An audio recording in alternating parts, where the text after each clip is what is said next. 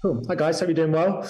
I love this show. I find it so incredibly human, and I find the characters so real. And I just wondered for you guys, when you delve into a kind of sci-fi of this nature, do you still approach the character with the exact same process you approach other characters in more, kitchen sink dramas, for example? Do you just seek to kind of try and find the humanity in any role and almost have to ignore the genre that it sits within?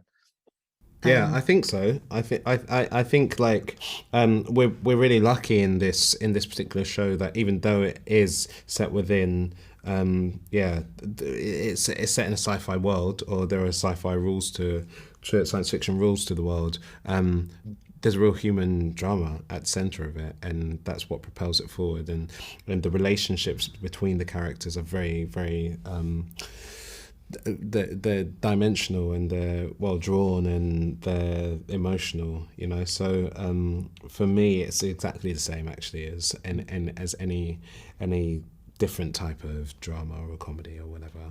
yeah, I totally second that. I feel like if the human story is rich, well observed, and relatable or believable, then an audience can be taken on a journey in any genre in a very grounded and relatable way. I mean, a lot of that obviously comes down to the brilliant scripts here. I mean, let's go. We just wanted to talk about the quality of the writing. And I promise I'm not just bigging up Joe's work because he's a big Spurs fan like myself, but he's a real talent, isn't he? Because this is not an easy task to create this world and humanity and have it sort of work in unison like this. The guy has two brains.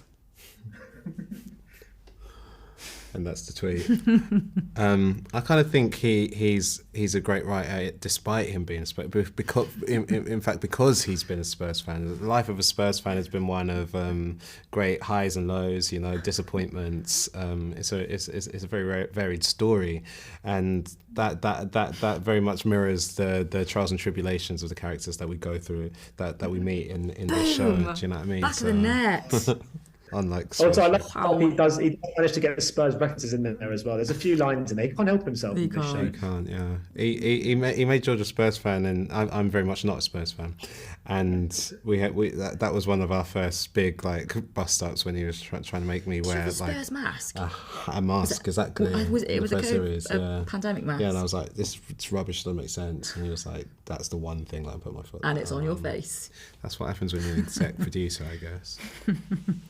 Things you do as an actor. But I was interviewing another actor this week actually about shooting a second season of a show. We got into this interesting conversation because it's kind of fascinating to me how as actors you have ownership over these roles. They belong to you in many ways, yet you have no power over their fate or their kind of actions. I just wondered, is that a strange conflict when you get the scripts in to have ownership without power, or is it just exciting to see where they've taken the character? Isn't that kind of like life?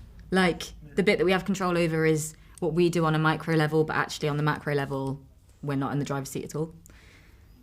Yeah, I guess. Sorry. I sounded like a guru then. Yeah. But yeah, I think there's something quite nice about that you get taken on a journey and you're not in control. There is something I find sometimes you can sign up to something and you don't have the later episodes of the show, so you don't have as much of an informed perspective on what's going to happen. But there's something I find there's something quite exciting about that too. Yeah, and it is always a collaboration, even though there's a certain level of ownership that we have over the characters. That it's always a collaboration between us and the writers and directors, and so it's jointly owned, So like, even when the scripts arrives, the conversation's often still alive in terms of how those scripts are brought to life, and our own input into adding the spice or the dimension or the shape to the characters. So I'm a bit, when it comes to watching TV, I'm a bit of an idiot. So sometimes I have to pause the telly to just make sense of things like time loops and time travel. I just have to pause it and just kind of work some stuff out in my head. Did you have any similar experiences when reading a script, or is that a reflection really just on me? No, very, very, very much with you. I think my favourite shows are the ones that I have to take some time to process or watch several times to wrap my head around. And I definitely felt like that reading these scripts. Yeah, I remember I had after reading particularly episode 4, I had the worst headache of my life afterwards. I literally had to sit down and like lie face down on my bed like that, trying to planking your bed, process it all. So it's not easy, but it's good because it's not easy. And I mean, I think the Lazarus Project is one of those shows that obviously requires a suspension of disbelief from the viewer, as is the case with other films that kind of dip into the kind of sci-fi world.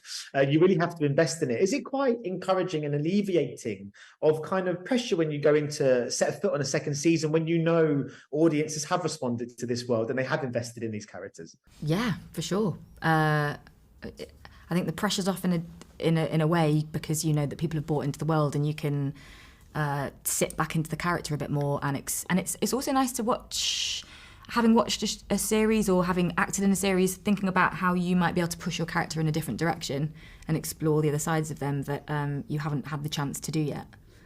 And it's when you love the show that you're in as well, I think it's quite satisfying. Just as sometimes I feel like I'm a viewer when I'm reading the scripts. And so reading the season 2 scripts, I was like, it was just really brilliant to see what happened to the characters as a whole, not just as a performer.